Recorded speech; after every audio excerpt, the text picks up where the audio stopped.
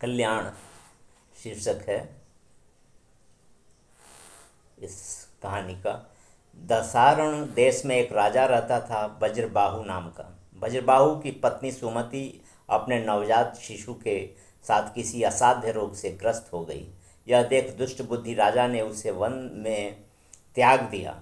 अनेक प्रकार के कष्ट भोगती हुई वह आगे बढ़ी। बहुत दूर जाने पर उसे एक नगर मिला। उस नगर का रक्षक पद्माकर नाम का एक महाजन था। उसकी दासी ने रानी पर दया की और उसे अपने स्वामी के यहाँ आश्रय दिलाया। पद्माकर रानी को माता के समान आदर की दृष्टि से देखता था। उसने उन दोनों माँ बेटे की चिकित्सा के लिए बड़े बड़े वैद्य नियुक्त किए, तथापि रानी का पुत्र नहीं बच सका, मर ही गया। पुत्र के मरने पर रानी मूर्छित होकर पृथ्वी पर गिर पड़ी। इसी समय ऋषभ नाम के प्रसिद्ध शिव योगी वहां आ पहुँचे। उन्होंने उसे विलाप करते हुए देख कर कहा, बेटी तुम इतना क्यों रो रही हो? फेन के समान इस शरीर के मृत्यु होने पर विद्वान पुरुष शोक नहीं करते। कल्पांत जीवी देवताओं की भी आयु में उलटफेर होता है। कोई काल को इस शरीर की उत्पत्ति में कारण बताते हैं, कोई कर्म को और कोई गुणों को। वस्तुतः काल, कर्म और गुण, इन तीनों से ही शरीर का आधान हुआ है। जीव अव्यक्त से उत्पन्न होता है और अव्यक्त में ही लीन होता है। केवल मध्य में बुलबुले की भांति व्यक्त सा प्रतीत होता है। पूर्व कर्मानुसार ही जीव को शरीर की प्राप्ति होती है। कर्मों के अनुरूप ही उसे सुख दुख की भी प्राप्ति होती है। कर्मों का उल्लंघन करना असंभव है, काल का भी अतिक्रमण करना किसी के लिए संभव नहीं। जगत के समस्त पदार्थ मायामय तथा अनित्य हैं, इसलिए तुम्हें शोक नहीं करना चाहिए। जैसे स्वप्न के पदार्थ, इंद्रजाल, गंधर्व नगर, शरद ऋतु के बादल अत्यंत क्षणिक होते हैं, उसी प्रकार यह मनुष्य शरीर भी है। अब तक तुम्हारे अरबों जन्म बीत चुके हैं। अब तुम ही बताओ, तुम किसकी किसकी पुत्री, किसकी किसकी माता और किसकी किसकी पत्नी हो। मृत्यु सर्वथा अनिवार्य है। कोई भी व्यक्ति अपनी तपस्या, विद्या, बुद्धि, मंत्र, औषधि तथा रसायन से इसका उल्लंघन नहीं कर सकता। आज एक जीव की मृत्यु होती है तो कल दूसरे की। इस जन्म मरण के चक्कर से बचने के लिए उमापति भगवान महादेव ही एकमात्र शरण हैं। जब मन सब प्रकार की आसक्तियों से पृथक होकर भगवान शंकर के ध्यान में मग्न हो जाता है, तब फिर इस जगत में जन्म नहीं होता। भद्रे, यह मन शिव के ध्यान के लिए है, इसे शोक मोह में मत डुबाओ। शिव योगी के तत्व भरे करुणापूर्ण उपदेशों को सुनकर रानी ने कहा, भगवान, जिसका एकमात्र पुत्र मर गया हो, जिसे प्रिय बंधुओं ने त्याग दिया हो और जो महान रोग से अत्यंत पीड़ित हो, ऐसी मुझ अभागिन के लिए मृत्यु के अतिरिक्त और कौन गति है? इसलिए मैं इस शिशु के साथ ही प्राण त्याग देना चाहती हूँ। मृत्यु के समय जो आपका दर्शन हो गया, मैं इतने से ही कृतार्थ हो गई।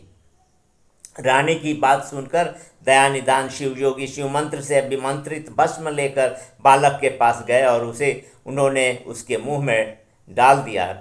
विभूति के पड़ते ही वह मरा हुआ बालक उठ बैठा।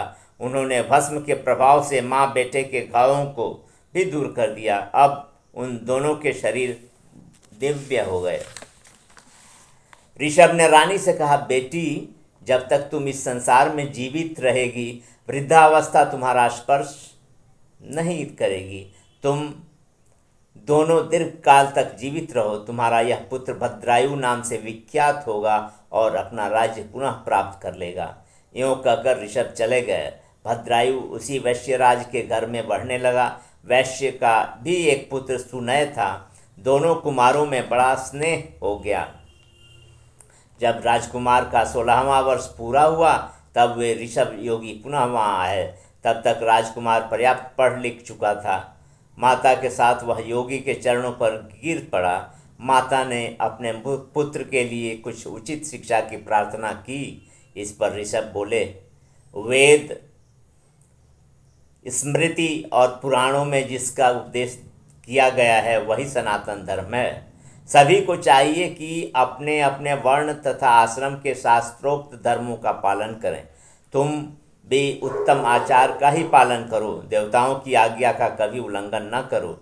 गौ, ब्राह्मण, देवता, गुरु के प्रति सदा भक्ति भाव रखो। स्नान, जप, होम, स्वाध्याय, पितृतर्पण, गोपूजा, देव पूजा और अतिथि पूजा में कभी भी आलस्य को समीप न आने दो। क्रोध, द्वेष, भय, शठता, चुगली, कुटिलता आदि का यत्न पूर्वक त्याग करो। अधिक भोजन, अधिक बातचीत, अधिक खेलकूद तथा क्रीड़ा विलास को सदा के लिए छोड़ दो। अधिक विद्या, अधिक श्रद्धा, अधिक पुण्य, अधिक स्मरण, अधिक उत्साह, अधिक प्रसिद्धि और अधिक धैर्य जैसे भी प्राप्त हो, इसके लिए सदा प्रयत्न करो। साधुओं में अनुराग करो। धूर्त, क्रोधी, क्रूर, छली, पतित, नास्तिक और कुटिल मनुष्य को दूर से ही त्याग दो। अपनी प्रशंसा न करो। पाप रहित मनुष्यों पर संदेह न करो। माता पिता और गुरु के कोप से बचो। आयु, यश, बल, पुण्य, शांति जिस उपाय से मिले उसी का अनुष्ठान करो। देश, काल, शक्ति, कर्तव्य, अकर्तव्य आदि का भली भांति विचार करके यत्न पूर्वक कर्म करो। स्नान, जप, पूजा, हवन, श्राद्ध आदि में उतावली न करो। वेद वेत्ता, ब्राह्मण, शांत, सन्यासी, पुण्य, वृक्ष, नदी, तीर्थ, सरोवर, धेनु, वृषभ, पतिव्रता स्त्री और अपने घर के देवताओं के पास जाते ही नमस्कार करो। यूँ कहकर शिव योगी ने भद्रायु को शिव कवच, एक शंख और खड्ग दिया। फिर भस्म को अभिमंत्रित कर उसके शरीर में लगाया, जिससे भद्रायु में 12,000 हाथियों का बल हो गया। उसके पश्चात योगी ने कहा, ये खड्ग और शंख दोनों ही दिव्य हैं। इन्हें देख सुनकर ही तुम्हारे शत्रु नष्ट हो जाएंगे। इधर वज्रबाहु को शत्रुओं से परास्त करके बांध लिया। इधर वज्रबाहु को शत्रुओं ने परास्त करके बांध लिया, उसकी रानियों का अपहरण कर लिया और दसारण देश का राज्य नष्ट भ्रष्ट कर दिया।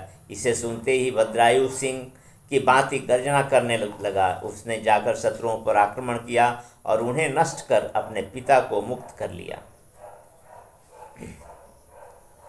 निषाद राज की कन्या कीर्ति मालिनी से उसका विवाह हुआ।